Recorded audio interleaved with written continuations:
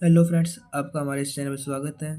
और यदि आप इस चैनल पर नए हो तो चैनल सब्सक्राइब कर लेना और वीडियो को लाइक करना मत भूलना। आपके लाइक का हमें सपोर्ट मिलता है ताकि हम ऐसी वीडियो और बनाते रहें। चलो अब स्टार्ट करते हैं। हमारा आज के 5 मोस्ट इम्पोर्टेंट क्वेश्चन देखने वाले हैं। फर्स्ट क्वेश्चन इज, उच्चिष्ट एवं निम्निष्ट को परिभाषित करते हुए इन्हें प्राप्त करने की प्रक्रिया विधि का उल्लेख कीजिए। तो स्टार्ट करते हैं। तो उच्चिष्ट और निम्निष्ट होता क्या है, पहले हमें ये देखना है। इसके अलावा डायग्राम देखते हैं पहले। और इसकी डायग्राम है, इसमें 2 पॉइंट है, capital A and capital B, और नीचे small A and small B. जो वर्ग ऊपर जाके नीचे की तरफ घूम जाता है इस बिंदु को उच्चिष्ट कहते हैं। और जो बिंदु जहाँ पर रेखा नीचे से ऊपर की ओर जाती है उसे निम्निष्ट बिंदु कहते हैं। ये वक्र के 2 बिंदु होते हैं। सबसे ऊपरी बिंदु को उच्चिष्ट, सबसे निचली बिंदु को निम्निष्ट कहा जाता है। ये आगे इसके अंदर थ्योरी लिखी हुई है, मैं आपको पढ़ के बता देता हूँ। ऐसा बिंदु जहाँ पर किसी फलन के ग्राफ की दिशा ऊपर से नीचे की ओर अथवा नीचे से ऊपर की ओर बदलती हो, क्रमशः उच्चिष्ट और निम्निष्ट बिंदु कहलाते हैं। इन्हें नीचे ग्राफ में ए तथा बी द्वारा दर्शाया गया है। ये सेम बात हो गई। नेक्स्ट पॉइंट आता है, फलन एफ एक्स का एक्स बराबर ए पर मान एफ ए एक उच्चिष्ट मान होगा यदि यह मान ए बराबर एक्स के निकटवर्ती क्षेत्र में एक्स के प्रत्येक मान से अधिकतम हो। यदि हम ए बराबर एफ ए के अंदर एफ एक्स में एक्स बराबर ए पुट करेंगे तो एक्स के प्रत्येक मान से ये अधिकतम मान आएगा उच्चिष्ट में। और निम्निष्ट में ये एक्स बराबर बी पुट करने पर, जो हमारे से बी पॉइंट है निम्निष्ट बिंदु, ये पुट करेंगे तो इसका सबसे निम्नतम मान आएगा। चलो इसे सॉल्व करते हैं।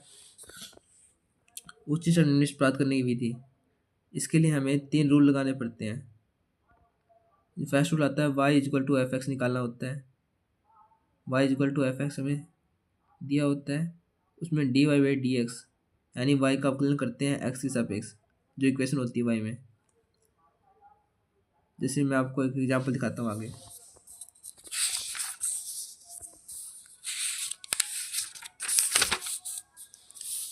जैसे हमारे पास ये इक्वेशन दी हुई है, F X is equal to X cube minus 2x² plus X plus 6।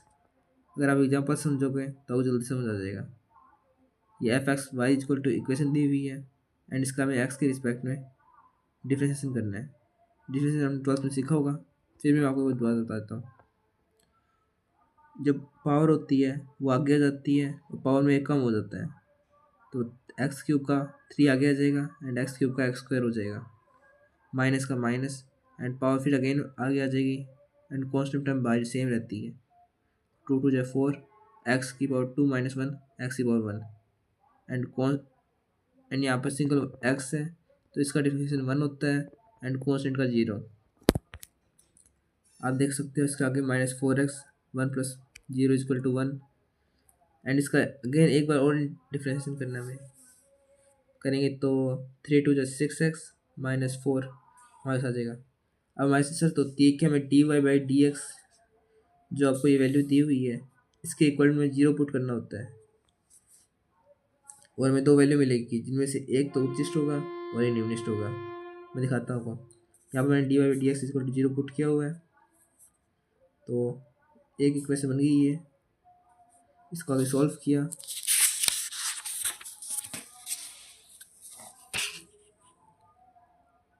तो ये equation 3x x minus 1 x minus 1 equal to 0, x minus 1 common आ जाएगा and 3x minus 1 equal to 0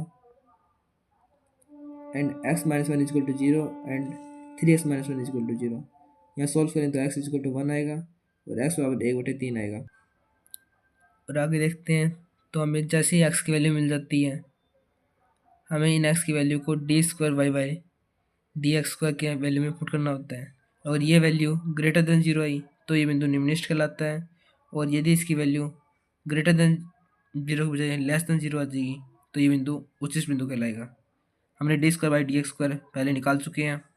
6x minus 4 इसकी value थी, पहले हम इसमें 1 put करेंगे। 1 पुट किया तो इसका आंसर 2 आया जो कि ग्रेटर देन 0 है, अतः ये निम्निष्ट बिंदु है x इक्वल टू 1। देन हमने 6x माइनस 4 के अंदर 1/3 पुट किया जिससे वैल्यू माइनस की आई, अतः ये उच्चिष्ट बिंदु है। अब तीनों फलन का न्यूनतम मान यानी निम्नलिखित मान निकालना है हमें। निम्नलिखित मान आया है हमारा इसके ऊपर 2 के ऊपर, 2 किस पे था, x इक्वल टू 1 पर। अब हमें x इक्वल टू 1 पुट करना है, जो भी हमारी इक्वेशन दी हुई थी। हमारी इक्वेशन दी हुई थी x Q minus 2x² plus X plus 6। Put करने पर f1 इक्वल टू 6 आ जाएगा, एंड 1/3 पुट करने पर हमारा जो सॉल्यूशन है वो आएगा 166/27। ये कैलकुलेशन आप कर सकते हैं इजीली, ज़्यादा कॉम्प्लिकेटेड क्वेश्चन नहीं है। और आप देख सकते हैं कितनी इजीली क्वेश्चन सॉल्व हो चुका है। और ये क्वेश्चन करती है आपको पूरे 20 नंबर मिल जाएंगे यदि आप बीएससी के अंदर हो। ये बीएससी फर्स्ट सेमेस्टर के लिए है। मैं आपको नेक्स्ट क्वेश्चन बताता हूँ। नेक्स्ट क्वेश्चन कहता है समानित अवस्था समीकरण की व्युत्पत्ति कीजिए, इस समीकरण का भौतिक महत्व क्या है। इसके अंदर हमें समानित अवस्था समीकरण के बारे में बताना है कि समानित अवस्था समीकरण क्या होती है, उसमें कौन से चर आते हैं, उनकी क्या वैल्यू होती है और उनकी क्या इंपॉर्टेंस है। तो स्टार्ट करते हैं। समानित अवस्था समीकरण, जो गैसों का जो दाब होता है व्यवहार से विचलन दाब और ताप पर निर्भर करता है। यानी कि गैसों का जो व्यवहार है उसमें जो चेंज आएगा किसके कारण आएगा, या तो दाब के कारण या ताप के कारण। ताप और दाब परिवर्तन के कारण आदर्श व्यवहार से विचलन कम या अधिक हो सकता है। और मैं स्थिति को दूर करने के लिए एक वैज्ञानिक था वन ड्रोन। उसने ताप दाब और आयतन को उनके संगत क्रांतिक ताप क्रांतिक दाब और क्रांतिक आयतन से भाग देकर नए चरांक परिभाषित किए, जिन्हें उसने क्या कहा, समानित ताप समानित दाब और समानित आयतन। जिनकी वैल्यू ये रही आर जो कॉन्स्टेंट, ए एंड बी, इनकी वैल्यू उसने फाइंड की। यहाँ टी सी क्रांतिक ताप, पी सी क्रांतिक दाब एंड आर ये चरांक है। हम देख सकते हैं वी सी जो कि समानित आयतन है। आर ए बी का मान हमें वांडरवाल समीकरण पता ही है, P plus a upon V square V minus n b is equal to R T. इसके अंदर पुट कर देंगे आर ए एंड बी की वैल्यू, जो कि क्वेश्चन इस टाइप से बन जाएगी। हमें both side P C V C से भाग देना है। जैसे हम दोनों बोथ साइड पी सी से भाग देंगे हमारी क्वेश्चन इसके अंदर कन्वर्ट हो जाएगी, जिसे हमें सॉल्व करके यहाँ तक ले आना है। इसके बाद हमें पी अपॉन पी सी को pi V C upon V square और वी सी स्क्वायर को psi square and V upon V C को अगेन साई पुट कर देना है। टी अपॉन टी सी को थीटा में लिख देंगे, जो कि इक्वेशन थोड़ी इजी हो जाएगी पुट करने में। मैं वो नेक्स्ट बताता हूँ। जो हमने लेट किए हैं वो यहाँ लिखे हुए हैं कि theta is equal T upon T C है, phi is equal V upon V C है and pi is equal P upon P C है। एंड आगे इसका है भौतिक महत्व, जो कि आपके एग्जाम के ज़्यादा इंपॉर्टेंट नहीं है तो उसे छोड़ सकते हैं। मैं वो नेक्स्ट बताता हूँ। संचय एवं क्रमचय दो समझाइए। एंड एटम शब्द के अक्षरों को विभिन्न क्रम में रखने से बने शब्दों की संख्या ज्ञात कीजिए। संचय एवं क्रमचय दोनों संख्याओं व वस्तुओं का एक क्रम है। हम इसे कितने प्रकार से अरेंज कर सकते हैं, जैसे कि संचय में दिया किसी दी हुई संख्या की वस्तुओं के समूह में से कुछ या सभी वस्तुएं लेकर बनाए गए विभिन्न समूह हैं जिनमें क्रम का ध्यान नहीं रखा गया है, उन्हें उन वस्तुओं का संचय कहते हैं। उदाहरण के लिए ए बी सी 3 राशि है, उनकी 2 को लेकर बनाए गए संचय ए बी सी सी है। 3 संचय बना सकते हैं। और इसके साथ ही अगर हम तीनों संख्या लें तो ए बी सी एक संचय बनेगा। क्रमचय होता है दी गई वस्तुओं में सभी कुछ को एक साथ लेकर जिन्हें भिन्न भिन्न प्रकार के विन्यास से क्रम बना सकते हैं, वे विन्यास क्रमचय कहलाते हैं। वैसे आपको क्वेश्चन दिया होगा आपको क्रमचय बनाना है या संचय बनाना है। जैसे इस प्रकार क्वेश्चन दिया हुआ है एटम शब्द के क्रम से बने हुए शब्दों के संचय ज्ञात कीजिए। यानी हमें इसे क्या यूज करना है, क्रमचय ज्ञात करना है। एटम है, सारे वर्ड डिफरेंट है, इसमें वर्ड की संख्या है 4, तो यह आ जाएगा 4 फैक्टोरियल। इसे एल से को फैक्टोरियल कहते हैं। और इसमें जितने वर्ड 2 बार रिपीट होते हैं उनको नीचे फैक्टोरियल में लिखते हैं। ए एक बार आया तो फैक्टोरियल 1, टी एक बार आया तो फैक्टोरियल 1, ओ भी एक बार तो इसका भी फैक्टोरियल 1, एम एक बार तो इसका भी फैक्टोरियल 1।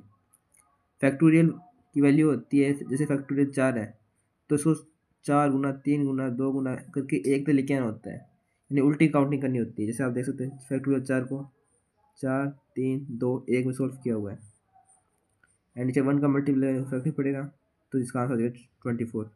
नेक्स्ट है प्राकृतिक लघुगणक में ई का मान क्या होता है। ई की कोई फिक्स वैल्यू नहीं होती, हम इसे लेट कर लेते हैं कि इसकी वैल्यू 2.14 के अप्रोक्स होती है, परंतु इसकी एग्जैक्ट वैल्यू होती है वो होती है 1 + 1 upon factorial 1 +factorial and so gone on), जो आगे चलती रहती हैं, जो कभी ख़त्म नहीं होती है। ये एक अनंत श्रेणी है। मैं उसकी डेफिनेशन समझा देता हूँ। आधार ई पर लिए गए लघुगणक को प्राकृत लघुगणक कहते हैं। आपने 11th या 12th में लिया होगा कि लॉग के नीचे ई लिख देते हैं, उसे बोलते हैं नेचुरल लॉग, तथा इसे ln(x) या फिर log e(x) से प्रदर्शित करते हैं। प्राकृतिक लघुगणक को सैद्धांतिक गणनाओं में काम लेते हैं और ये अनंत श्रेणी के योग के बराबर होता है। इसमें आप बताए थे ये एल या फिर इसे उल्टे आई की से भी बना सकते हैं, इसे फैक्टोरियल पढ़ा जाता है। नेक्स्ट आप देख सकते हैं, हमें यहाँ पर एक क्वेश्चन दिया, इसको सॉल्व करना है। न्यूमेरिकल क्वेश्चन है log 5/8 एंड log 8/5 का मान क्या होगा। हमें पता है log b a क्या होता है। हम दोनों का एक फिक्स बेस लेकर दोनों को डिवाइड कर सकते हैं। तो मैंने फिक्स बेस मैंने c ले लिया है, तो log c/a and log c/b। तो इस प्रकार से हम दोनों की इक्वेशन अंदर पुट कर देंगे। तो log 5/8 का हो जाएगा log 10/8 अपॉन log 10/5 एंड इसका भी सो गुण ऐसे ही हो जाएगा log 10/8 एंड log 10/5। दोनों की वैल्यू पुट करने का दोनों मल्टीप्लाई करेंगे। आप देख सकते हैं कि ऊपर और नीचे डिजिट कैंसिल आउट हो रही है, जिससे इसकी वैल्यू 1 आ जाएगी। इस वैल्यू से ये वैल्यू कैंसिल आउट हो जाएगी एंड इससे ये, तो इसकी वैल्यू आ जाएगी 1। हमें नेक्स्ट क्वेश्चन दिया है दिल्ली से कितने क्रमचय बन सकते हैं। हमें दिया होता है कि हमें क्रमचय बनाना है या संचय बनाना है। क्रमचय निकालने के लिए हमें फॉर्मूला लगाना पड़ता है कि कितने शब्दों का क्रमचय लगाना है। यदि हमें 2 शब्दों का क्रमचय बनाना है, सब इसमें 5 दिए हुए हैं, तो 5p2 जो है सभी शब्द लेने हैं, यानी 5p5 जिसकी वैल्यू 5 फैक्टोरियल की इक्वल होती है। अब इस 5 फैक्टोरियल को सॉल्व करेंगे तो इसे उल्टी काउंटिंग में 1 तक लेके जाना है, जो कि 120 के इक्वल आ जाएगा।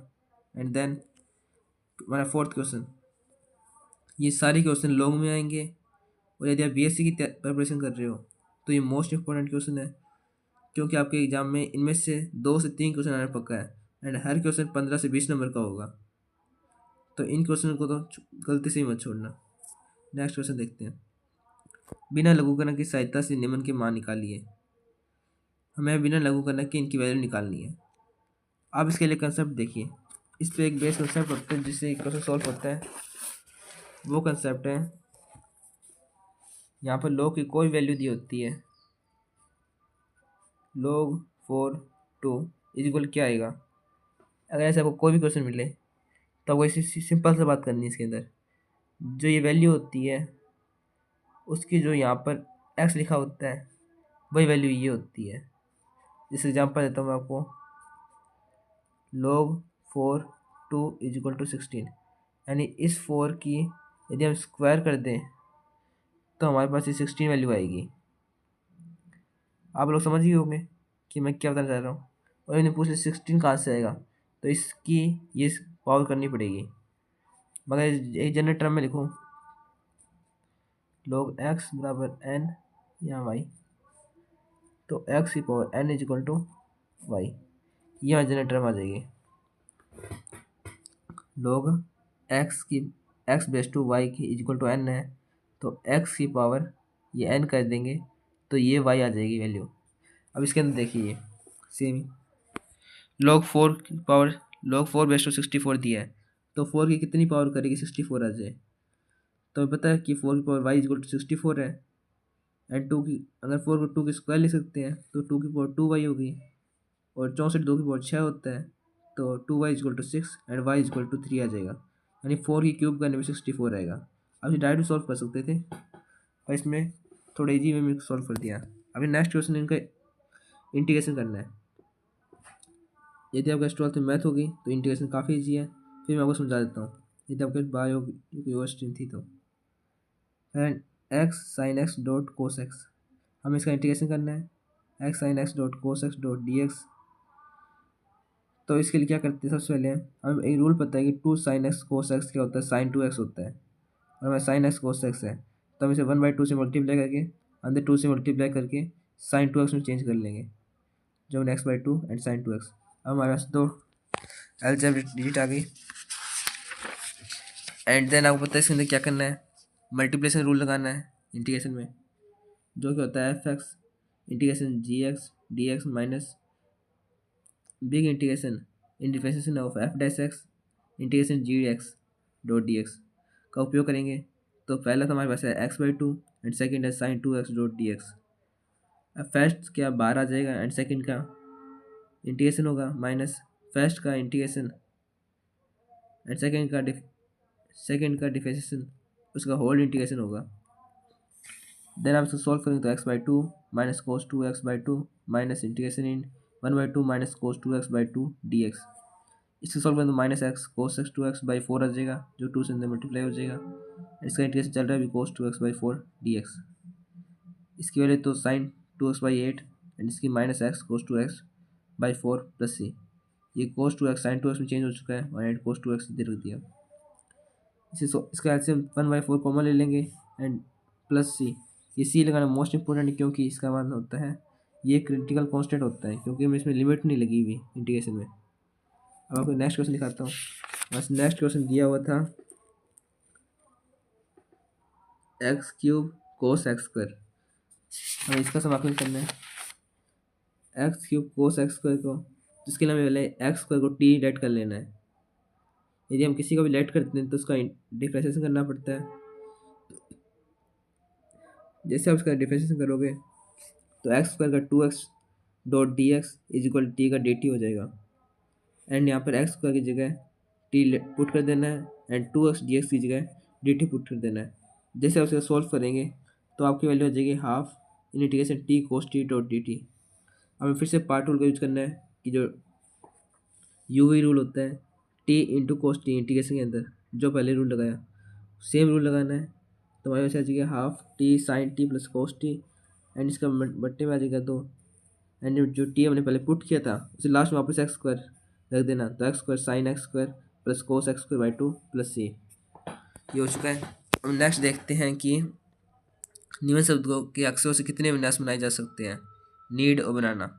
हमें बताया कितने वर्ड है इसके अंदर 4 वर्ड्स है और वर्ड कितनी बार रिपीट होते हैं वो नीचे आ जाते हैं। आप इसमें देख सकते हैं कि डी इसमें 2 बार है एंड ई 2 बार है। टोटल वर्ड 4 है तो 4 फैक्टोरियल। डी 2 बार रिपीट हुआ है तो 2 factorial and E 2 bar repeat हुआ है तो 2 फैक्टोरियल। 4 को सॉल्व करेंगे तो 4 इंटू 3 इंटू 2 इंटू 1। 2 को सॉल्व करेंगे 2 इंटू 1 इंटू 2 इंटू 1। इसके वैल्यू 6 आ जाएगी। नेक्स्ट है बनाना। आप बनाना में देख सकते हो कि इसके अंदर टोटल मिला के 6 वर्ड्स हैं और ए 3 बार एंड 2 बार रिपीट हुआ है जो ऊपर 6 फैक्टोरियल अपॉन रूट अपॉन में 3 फैक्टोरियल इंटू 2 फैक्टोरियल आ जाएगा जिसकी वैल्यू 60 के इक्वल आएगी। ये क्वेश्चन ज़्यादा टफ नहीं था। नेक्स्ट है वास्तविक गैसों के लिए वान डर समीकरण लिखिए जो कि क्वेश्चन ने आपको उस टाइम बताई थी p plus A upon V square V minus B is equal to R T. ये वान डर समीकरण है और ए बी इसके एक स्थिरांक कांस्टेंट है, टी तापमान है, वी आयतन है, पी दाब है। ये वो 5 मोस्ट इंपॉर्टेंट क्वेश्चन है जो आपके एग्जाम के लिए मैंने बता दिए। यदि आपको इसका PDF चाहिए हो तो आप मुझे इस पर कमेंट करके जरूर बता देना, मैं इसका लिंक डाल दूँगा। और ऐसी और वीडियो के लिए हमारे चैनल को सब्सक्राइब करें ताकि हमें भी और सपोर्ट मिलता रहे। Thank you.